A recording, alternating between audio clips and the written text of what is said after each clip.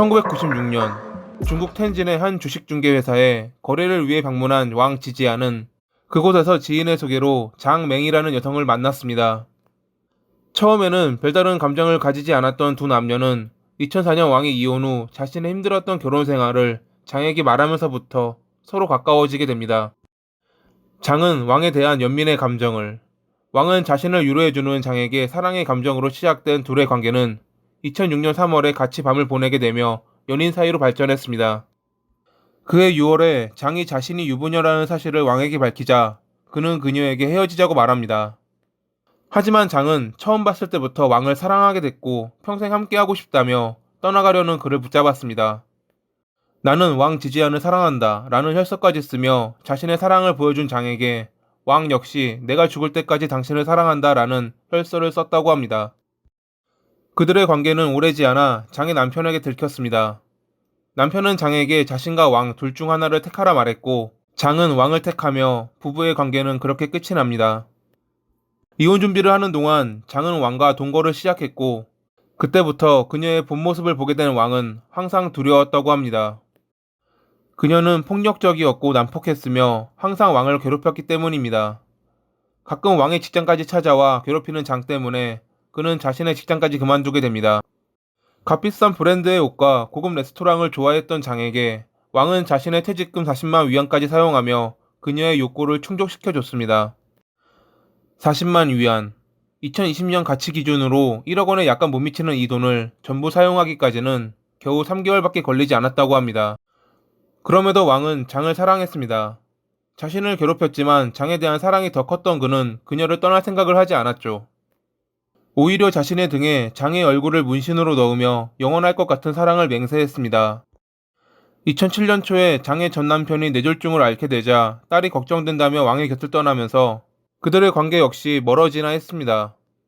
하지만 2007년 12월에 장은 딸 팽 지안유를 싱가포르의 학교로 유학 보냈고 딸과 함께 싱가포르로 갔던 그녀는 2008년 3월에 중국으로 돌아와 왕과 다시 만나게 됩니다. 왕에게 자신과 딸 셋이 싱가포르에서 살자고 유혹하는 그녀를 그는 뿌리치지 못했습니다.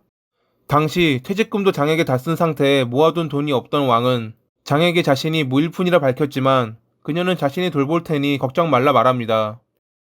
2008년에 왕은 싱가포르에 3번 방문했습니다. 하지만 그때마다 그는 굴욕적인 대우를 받았다고 합니다.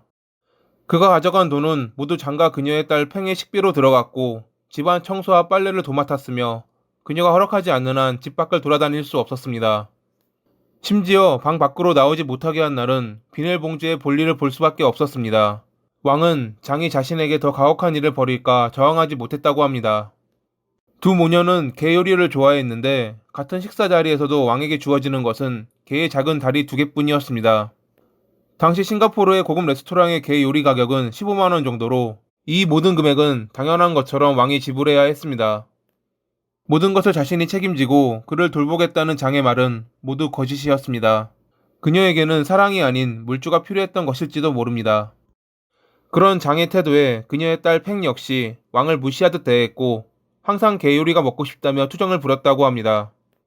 2008년 8월 18일 팽이 엄마에게 내일 아침으로 게 요리가 먹고 싶다 말하자 그녀는 왕을 쳐다봤습니다.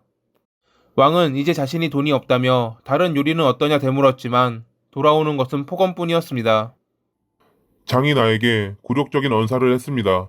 그녀가 나를 보며 가난한 거지라 말했을 때 나는 그녀에게 그동안 모았던 돈을 모두 당신을 위해 썼다 밝혔지만 그녀의 폭언은 멈추지 않았어요. 심지어 내가 개와 당나귀 사이에서 태어났다며 조롱했습니다. 후에 왕이 그날 있었던 다툼을 상기하며 말했던 내용입니다. 1시간 동안 계속됐던 장의 폭언은 그녀가 지치면서 멈추었고 평소와 다를 것 없던 하루가 그렇게 끝이 나는 듯 했습니다. 자려고 누워있던 왕이 자신이 받은 모욕에 대한 분노 때문에 다시 일어난 시간은 오후 10시 무렵. 그는 부엌으로 가 한동안 서성이더니 칼을 들고 두 모녀가 잠든 방으로 이동했습니다. 두 모녀의 몸에 남은 자상은 98개. 왕은 그렇게 자신의 분노를 표출합니다. 그들이 살던 곳은 셰어하우스로 그가 버린 소란에 옆방에 있던 또 다른 세입자 양과 리는 경찰에 신고를 하려는 찰나 방문이 열렸고 그곳에는 왕이 서 있었습니다. 공격당한 뒤 도망가는 양을 쫓으며 쓰러져 있는 자신에게 움직이지 말라고 외치는 왕의 목소리를 끝으로 우리는 기절했고, 그녀가 깨어났을 때 모든 것은 끝나 있었습니다. 그렇게 자신을 괴롭히던 장과 팽을 살해하는 왕은 애꿎은 양과 리까지 공격하며 3명을 살해하고 1명을 부상 입히는 돌이킬 수 없는 범행을 저지르고 맙니다. 도주하다 체포된 왕은 신문에서 범행 당시 모든 것이 기억나지 않는다며 정신을 차렸을 땐 피를 씻고 있는 자신의 손이 보였다 밝혔습니다. 그녀가 다시는 제 삶에 나타나지 않도록 마무리했습니다. 라고 말하는 왕에게 정신과 의사들은 그가 적응장애를 갖고 있다 진단했습니다. 스트레스성 사건을 겪은 후 지나칠 정도로 강하게 나타나는 감정적 행동적 반응인 적응장애를 그가 갖고 있다는 것에 검찰과 변호인 모두 동의했다고 합니다. 그렇기에 왕은 1심에서 장과 팽 모녀의 살해에는 과실치사를 인정받았지만 양의 살해에 대해서는 사형을 선고받습니다.